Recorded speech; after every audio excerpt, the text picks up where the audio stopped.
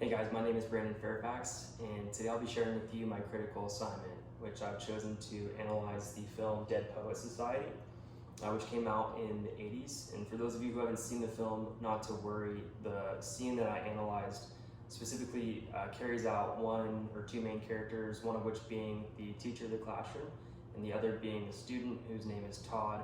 And the teacher tries to get the student to get up in front of the class and share some poetry with the rest of his classmates. Now, without me going into too much detail and probably explaining it poorly, I was going to show you guys a quick video of the scene itself.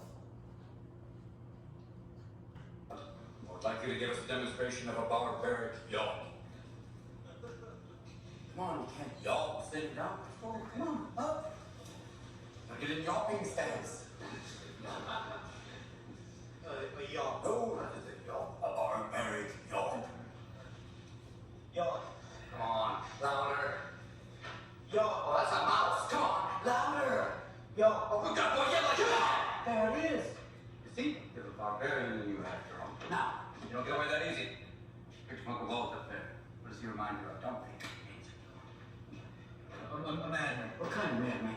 Well, think about it. Just answer it. A crazy man. Oh, you can do better than that. Free up your mind. Use your imagination. Say the first thing that pops into your head, even if it's so gibberish. Go ahead. A swiny-toothed madman. Good God, boy, there's a poet in you after all. Here, close your eyes. Close your eyes. Close them. Now, describe what you see. I close my eyes. Yes. And this image floats beside me. Sweaty-toothed madman. This swiny-toothed madman with a stare that pounds my brain. Oh, that's excellent. Now give him action. Make him do something. His hands reach out and choke me. And all the time he's mumbling. What's he mumbling? Mumbling truth. Yes. Truth, like a blanket that always leaves your feet cold. Forget them. Stay with the blanket. Tell me about that blanket. You push it, stretch it, it'll never be enough. You kick at it, beat it, it'll never cover any of us.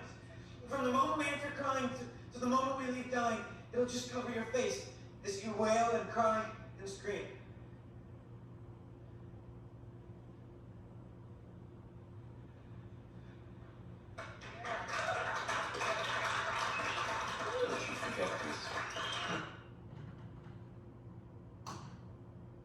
Pretty solid scene. Robin Williams, rest in peace, right? The scene itself involves many different moving parts that include the character's disposition, the conditions on and off the stage, and most importantly, the choice of language that's scattered throughout the entire scene itself.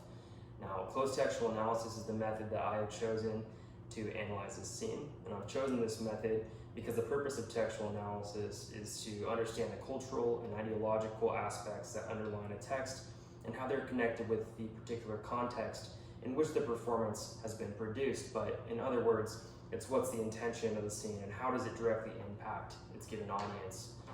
Now, by applying this method to the Barbaric Yawp scene that you just watched, it's revealed that the rhetor desired to not only bridge the audience together with the character of Todd, who was a student who got up and spoke, but he also wanted to persuade them to overcome their own personal battles as well. Through the bridging of certain characters in their audience, the director of the film can influence their audience to think, feel, or desire any particular way in which the rhetor chooses. Exhibited in the Barbaric Yawp scene, Peter Weir, who is the director of the film, selects a mixture of word and sentence structure within the scene's dialogue to persuade his audience to spark an amusing and spiritual means of motivation to promote the audience to overcome their anxieties and also their uncertainties that were directly linked to the audience's appropriate time, that being the 1980s. Now, in regards to the contribution to rhetorical theory or rhetorical criticism, as a result of this analysis, the community of rhetorical teaching may better understand the relationship between the rhetoric and a given artifact. This analysis has offered enrichment by highlighting the relationship between both director Peter Weir and his application of rhetoric to the audience of the Barbaric Yawp scene.